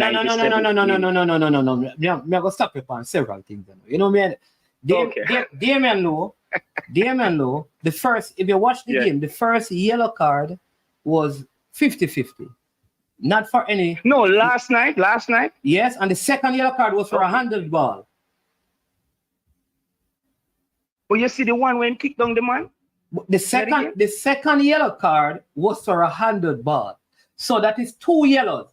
To use that to say that the man is a walking red card. Not watch the game, but I saw the brother, I have the demon thing. Man, the first time I saw said the highlights, boss. Let me say that. I got the 2 card thing. All right. I watched the game, man, and him kicked down a couple people and get away with it last night as well. No, but you cannot use get away with it as a walking red card, bossy. You can't. All right, man, be fair. The night that I came out and I said this was the first time VAR was gonna be introduced in Jamaica, and they said, I'm very worried about Damian Lowe. I feel like he's a walking red card, and it so happened that he picked up a red card. I don't want this to turn into the Damian Lowe, but I strongly believe that Damian Lowe, even when he wins the ball cleanly, he finds a way to thump somebody in them chest or do something. It's all on tape. I'm not making this up. How many red cards? You said that the man is a walking red card, which says that when he plays, he constantly get, every time he plays, he gets a red card. No, that's not what it means. What do you mean? It means that he walks with the potential every time he goes out there. He has the potential to get a red based on the way he plays. All right, so let me flip it on you. Tyreek Magee has the potential to unlock defense. Do you select him based on that? No, I'm selecting in those skill position management. No man. Why I'm trying to talk, because you're saying that because Damian Lowe, in your opinion, has the potential to get red cards, you would not select him, but you would select Tyreek. No, me never say that. What are you saying? So why would you say that he's a walking red card? What was the point? because of his historically when he doesn't get a red, him get some yellow where they were borderline red. Where man is we know we don't want to go there because I want you to keep your professionalism here, and you know what I mean. We don't want to do that thing. But I don't want to do that thing. No, listen. I don't think you have enough factual evidence, because for a person to be a walking red card, there has to be constant patterns of red cards. So if you can't show me that, if you cannot show me that, no, man. I'm saying he shows that he has the potential to pick up a red almost every time him going to attack. And he doesn't, which is showing you what I'm saying, that which is showing you something about the player. Because when you look at this player, you say that every single time he tackles somebody, it's a red card tackle. But when you check his record, he doesn't have many. How much yellow card do you have, man? We can count that, but what I can tell you, count how many direct red cards he has for club and country for tackles. Less than 4 for club and country. Less than in his entire career. It's increased now, because when he got the red against Mexico. Listen what I'm saying to you. Damian Lowe has less than 4 red cards for like straight red, less than 4 straight red cards in his entire career for club and country. Well, I don't believe that's man. The last time I checked, he had about 7 red or something like that. About 7 or something red and more. Damian Lowe has 8 red cards in total. 5 out of the 8 red cards that he has had in his entire career for club and country were not straight red cards. Only 3 were straight red cards. And 1 was Mexico. Before that, there were only 2 for club. Yeah, but I'm also going off he got away with a lot of red card potential based on there was no VAR. There was no VAR. There was no VAR. There was no VAR. Listen, I could go back and say, VAR is what, 2 years? I could go back and say Rio Ferdinand and Matt and Vidic and them man would get whole of a red card when they play against Arsenal with them skills back in the days. If there was VAR. So no, you watch Arsenal versus shifting the goalpost. No, man, what kind of shifting goalpost? You watch Arsenal versus Manchester United when Rooney just come there, straight some amount of straight red card for Vidic and Rio Ferdinand. Yeah. All right. I think, well, you see, but as I always say though, with that said, Damian Lowe was our best player on the park in the first half of that Cuba game. I gave him a 10 out of 10. He was flawless. I both things can be right. I still believe that Damian, last night I saw him, he was just searching for a way to get a red card in that game. My name's me, I tell you, he was. But with the Tyreek Magee thing. Yeah, stick to Tyreek Magee, boss. You're going to lose for the Damian Lowe one. Stick to Tyreek Magee.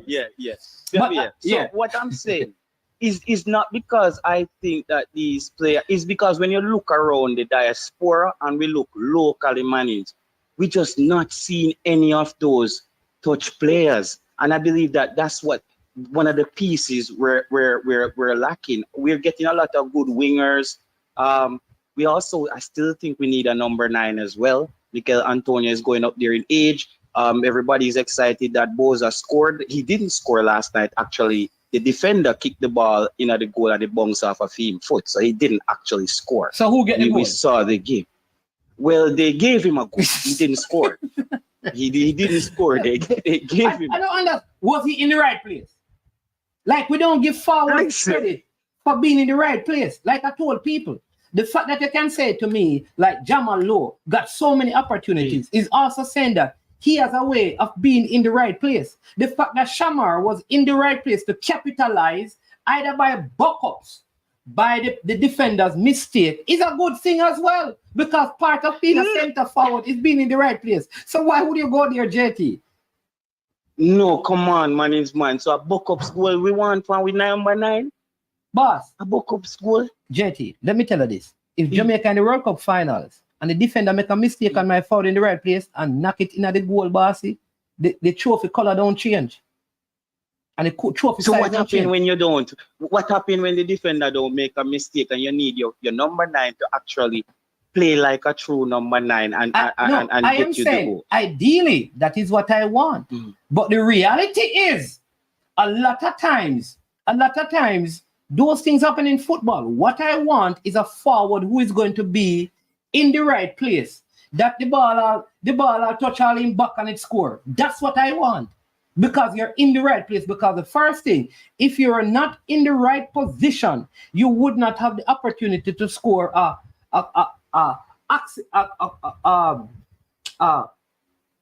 buck-up goal. So man is or a man. So genuine you goal. want to so you would you all right, let me ask you this, man. Look like you go there. So let's say you're picking players off farm at their club. So you would have called up a player because ball tends to bounce off and foot and go in at the goal when a defender make a mistake. So here's the thing. So if I'm going to pick player, I'm going to answer you. And I have a player, 2 players to represent Jamaica. One has 22 goals in the Premier League, and the next one has 10. But the one with the 22 has some lucky goal. Me I start him. Dean Burton was a lucky forward, boss. Oh, come on, no man. But here's what. He created his own luck because he found himself in the right place. Because luck comes when you have to be in the right place. So luck, work off and no manage with recycle. Luck is in football. I think some of them shot their Steph Curry take no luck cause it for going on the thing, boss. Me. A luck. You need luck. No, but then we can go and find the lottery winners and then have them start for Jamaica then because they were very lucky, those people. You can't pick a player off luck, man. No. I didn't listen. No, the other mercy, man, change. Let me say it again. If I have a player 2 players in the Premier League, one, they play the same amount of games, they play against the same opponent. One score 22 goals, the other one scored 10. The fact that the one who scored the 22 could be in the right position to get those 22 quote-unquote buck-ups goal means that he's doing something right. And he's doing something right to be in the place that the ricochet, he knocks it in. The other one may score some fantastic goal, bend up some free kick, score some volley like Zlatan Ibrahimovic. But the fact that the other one is always like a Gary Lineker, right there, that if the keeper drop the ball, it somehow reach on him head and he going at the back of the goal. You need that because he's in the right place. Oh, God. I can't believe you are telling me this and you as a coach, though, man. It's like I thought you were looking at it from the sides of when you even look at your team, Arsenal, right now, where I was telling somebody last night after watching that game that they will be struggling because they don't have a true number 9. I understand that the game has changed and we're using more wing forwards and it's not that same because there's not a lot of number 9s out there right now where we can look at and say, look at that guy, that's a number 9, and then Hoyland and some of those guys.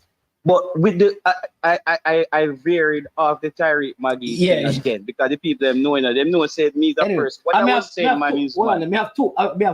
Because I have 2 persons calling it. So we know you have to go. Let me just say the last thing on the thing. My thing where I said Tyreek Maggie or Ravel Morrissey is when I look at the team and it's great that all these players are available in England. But do we need all those players from England? You know, do we need is like you a person bring 5 pair right foot of shoes from England from foreign come give you, and none of them is not a pair of shoes.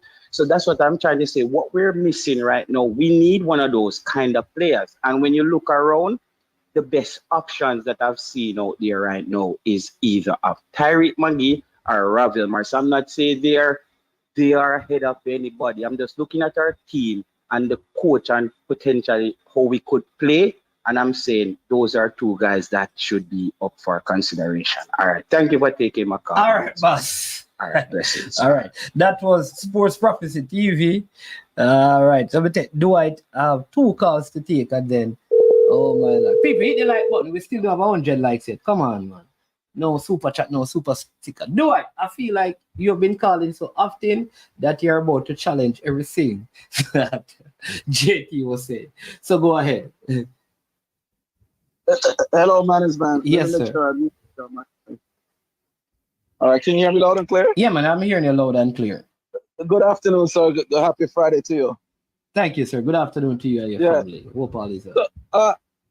So, I have a question for you based on I know your experience around the team. Do you think when the players travel make I would say 5-6 hour transit sometimes transatlantic flights, they are still a little bit fatigued for the first match in a window, and now they're recovered for the second match, or do you think it doesn't really matter? It depends on individual play. Just want to get your feedback on that. Yes, I think the last window was very difficult because of just how the whole. And you make a very good point. I will say this, right? So the last window, I think the players traveled on the Monday. The game was on the Friday, so they changed Tuesday, Correct. Wednesday, Thursday, right? So Tuesday's kind of recovery, so it's really Wednesday, Thursday. When Thursday is a short, so you have like Wednesday as a main day. I think though when the players play like on a Saturday and they travel on a Sunday, for like the game we have away, it's going to be still tight, but there is a little bit of that because flights to Jamaica can be very difficult because if you have flights coming out of London, you have Heathrow and Gatwick, right? 2 places to travel from. Correct. So depending Right, on yeah. where the players are travel from, some of them may have to drive 3 or 4 hours to get to the airport, then to take a flight to come to Jamaica on top of that. So I was speaking about it a couple days ago. So if imagine you play a tough game on the Saturday, then you have to drive 3 hours to get to the airport or 4 hours to get to the airport to go on a 6 or a 9 hour flight to get to Jamaica. Then it takes you a couple of days to really recover. So when they come in, I can notice that some of the players are affected. The sleep patterns even get affected because now you come in, you leave one place in the day, you get to the next place in the day. So you have not had any night. Right, correct. And I can obviously I never made that travel as an athlete. I made it in business, so I used to have to do work in Leeds, right? So I'm flying to Gatwick and then catch a connection to Leeds. On the way back, I go Leeds, Gatwick, back over to the States. The big trouble was I needed a week off before I even hit another client in the States because it was rough on your body. It's not an easy travel. So for that first leg, whether our matches in Jamaica or away, one of the things that the physio and maybe some data needs to be gathered on it is how our players feel, and are they ready to start that first match, or are they good for 10-15 minutes? So that's just something the management team JFF needs to look at. I think the players are quality. I don't think it's the players' quality. I think you just have to put in the travel differences. And some people will say, well, half of the South American teams travel across from Europe every FIFA window and they're able to handle it. But their flights are different. They have more direct flights. No, I want to tell you that while people may say that they are able to handle it, they speak of the effects as well. And I think South America, you see, flights to Jamaica are a little bit different as well. You don't have a lot of straight flights coming in. That's one thing. Correct. And sometimes the one that are you have some that have a stop, though you don't disembark. So you can go to Nassau. You know this, right? You can travel from like London to Nassau. You don't come off the plane, but you sit on the plane for like 90 minutes before it leaves from Nassau to come to Jamaica. Yeah. Right? It depends also on, because there are such a limited amount of flights. This is why, like some of these countries, like when Messi is traveling, a lot of these countries, they have private jets that the players have that take all of the players from that place. So you may have Brazil and Argentinian players going on one flight. Yeah, they get a private plane and they pull it together and they say, okay, we're leaving from Milan on one jet, and they fly all out. So yes, yeah. I know that. So the dynamics are a little different for certain categories of players in certain places. Yeah, and also the amount of takeoff and landings that you do in your course of the takeoff and landings is what really can wear you down. Yeah. From experience.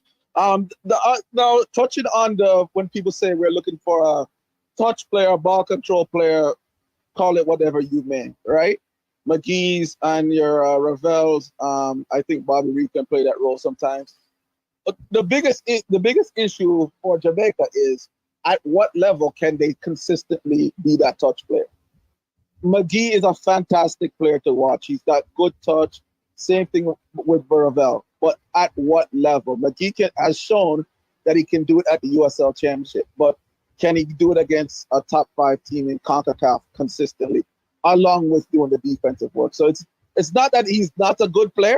It's what level can he still show that touch, and for how long against what level of competition? So that's a key to it. And Ravel Morrison, if Ravel Morrison is not in a good headspace throughout his career, he's shown that he's not the player that he's capable of. That's period. Yeah. That's just him.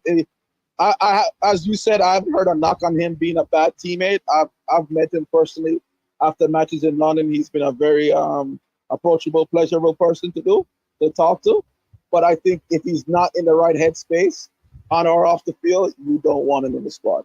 He's a player that, if things around him and outside of football are not going right, trust you're not going to get the best out of him. Some players, football is the outlet and they play well, and other things they block it off. Ravel is not one of those players, but needs to be playing for a club. I actually would love to see Ravel play in Jamaica for the simple reason to stay match fit, play there, and just to see how he rides the tackles in Jamaica, how he is able to handle the local crowds and the local fans, and bring him he does have a strong following in Jamaica, so I would love to see him in the JPL, even if it is to stay in shape between contracts. I think that would be a good look. Ravel would draw out some crowds for the local JPL, so that's a positive thing. So just my 2 cents on it. When I look at our squad, I always look at the travel and for example, the next window, I don't know whether they're going to travel to the States and then Nicaragua, or travel to Jamaica then Nicaragua. But that is not the easiest trip is from London to Miami, rest, and then go to Nicaragua. You get a direct flight. The other way, but you have to also remember that if you do that, right, you have all your equipment that you're traveling with to go through Miami again. So. And then because remember you play away first. So you have to look about, do you want to have the hassle? Because you're going to use, it is easier to come to Jamaica and go by charter. It's always easier to go. You don't want to bring these players after long flights to be connecting, especially with equipment going through. And there is a charter. So for your FYI, there is a charter flight from Jamaica to Nicaragua. A lot of Cubans use it. No, but when I say charter, the team must does it. The team must have its own charter. You don't want to charter. Say you just have a plane that flies you to Nicaragua and flies you back to Jamaica. Because remember, when you go to Nicaragua and play, you have to leave the next day. So you have to know. You have to almost leave the next day, because when you get back on the 12th, you play on the 14th. So you just have one day. So you have to use your own charter to go there, get back, so you can be out of Nicaragua in no time, ready for your Honduras game. Understood. Just from a management standpoint, double check on the visas for Jamaicans going to Nicaragua. I think they might need some, and I'm not sure how the UK can. Double check on that. But none of our players have visa issues, and even so, the players from England, they would get like special waivers anyway, because they have the UK passport. Yeah, so they can travel with the UK passport with special waivers. Players from Jamaica, who are not citizens in the States or have residency, which is a green card. Yeah. Right. Because I know Nicaragua, they typically say you need a tourist visa. You need to have a tourist visa to the US or a US green card for you to go smooth through. So man. So all our players are in those positions, or like I said, they have their UK passport. Good. My final question to you is, what is your thoughts on the JPL clubs in the Champions League matches, Champion Cups matches? Any thoughts on why that is happening? Why they're struggling? Is it lack of match fitness? Who is struggling? Who is struggling? Well, I see Cavalier lost on Tuesday. Cavaliers lost. I think Cavalier lost because Cavaliers, some of the senior players they sold. They sold Irwin and Ming and Shanil Thomas. Some of those players were stand out there. So I think that is it. I think Arnett Gardens should have won the game. Okay. And Cavaliers are still the top of the table. So correct. Yeah. Cavaliers smashed the Trinidad and Tobago team, could have given them 6-love. Arnett, I think, could have also won the game that they played. So I don't think the JPL teams are struggling. Okay, because the other thing, in my opinion, this is my personal opinion, when I look at players local in the JPL and I say, okay, I want to get a call-up, when you're playing for a Champions Cup team, a Champions League team, and you're playing outside of Jamaica, that's your time to shine and have McLaren say, hold on, this young man not only plays well domestically, but when you step him out against clubs, against Haitian clubs, Trinidadian clubs, but the Dominican Republic club, they should also stamp their class on those games. I don't think the national team, the ideal place for you to shine all the time. You need to show it at the club level. So, yeah. That's my 2 cents, though. All right. Big up the one. All right, respect, sir. Yeah, man, every time. Yeah, man. All right, cool. All right. So thanks to El Gran Hero for the super chat. Appreciate it. So thanks also to that one person who they didn't do it on the platform, but they also sent a gift on Super Friday. Really appreciate it. Really appreciate it. All right. Really appreciate it. So keep them coming, keep them going. All right. Yeah. So what next now? Yeah. All right. Next we have. What do we have next? Let's see. Man, let me see a buck up goal. Let me see Shamar. I watch Shamar goal where the man say, what the man at the, oh my God, hold on, the people. You don't want to see the goal? You know I'm showing you the goal. You know I'm showing you Shamar goal. that the man said the defender. Me don't understand JT, you know. Me don't understand JT. You don't want to see the Spartak Moscow goal that Shamar scored? No, you go on him on IG. For real. Go on him IG and look for it. Yeah, oh, me don't want to get no strike here. Go on Shamar IG and look at the goal where the man say a defender. JT, you need, yeah, me not gonna do it.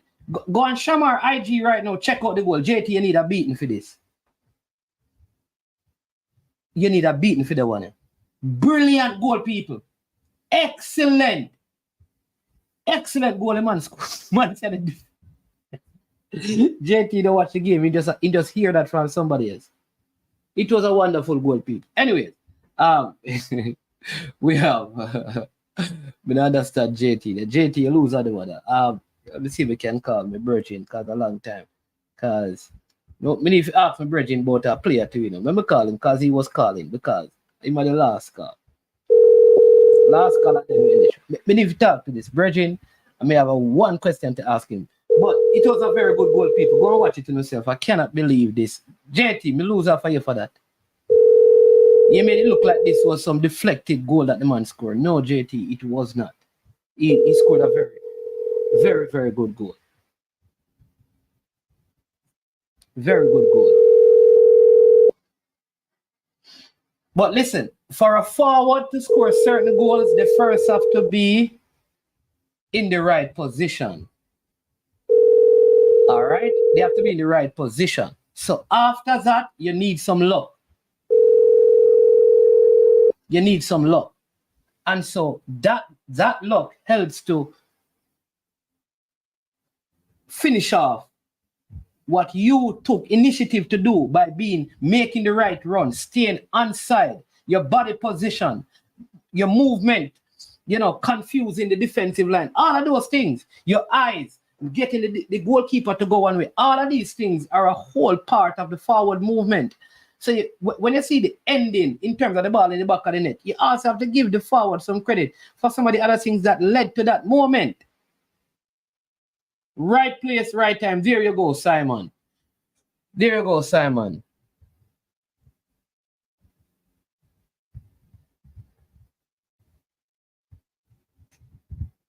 I have one of my subscribers saying that, man, he said, what do you think about Dwight McNeil playing the number 10 under Sean Dyche at Burnley. Matt Neal played centrally for a while. This past weekend, he looked pretty good at the number 10 for Everton, scoring a goal. All right. I have heard this. From my position, I have not seen anything to suggest to me that this particular player right now have a desire to represent Jamaica. Maybe he does, but I haven't seen or heard anything from his camp to suggest that he has an interest in representing Jamaica.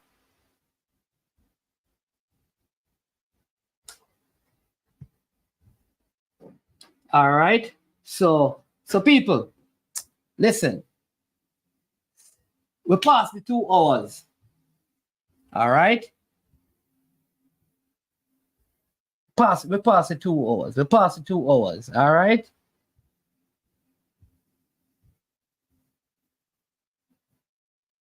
At the wrong goal, you talk, boss. That is not the goal that sham. At the wrong goal, the man look for people. I like it. Them show him the wrong goal. Look on the real goal. Go for the man IG, JT, and see the wrong goal. No. All right. So people, listen. So come back later because I have a shirt to give away that I did not get to do, but I have to leave. So I'm going to do just a very short show to give away the shirt. If I don't come back in time today, I will give away the shirt tomorrow because I want to keep my word. I just have to leave right now. All right.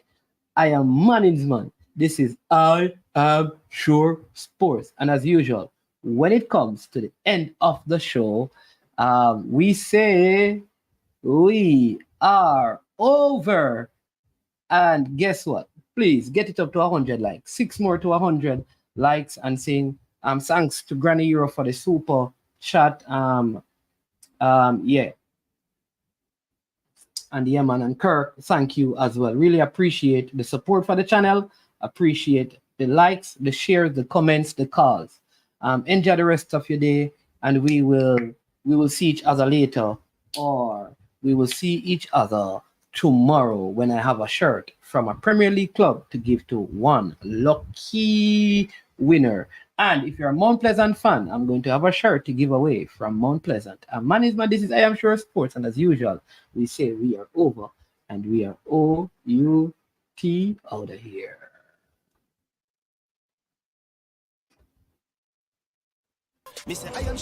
Yo, watch about dog, SK New Air this. The body out there, Sniper King I represent for I Am Sure Sports. You get to me, I say, when you want the latest news and sports and updates and all of that, check out I Am Sure Sports. You know the thing goes in. Remember, cover the whole island. Remember Kingston, Westmoreland, Galchester, Orchard Race, Galtigo Bay. Everywhere. I Am Sure Sports. Check it out for the latest news and latest updates. Sniper King I represent. Where them feel like, ha. Yeah, someone on for the food from we young, from we day, you need height.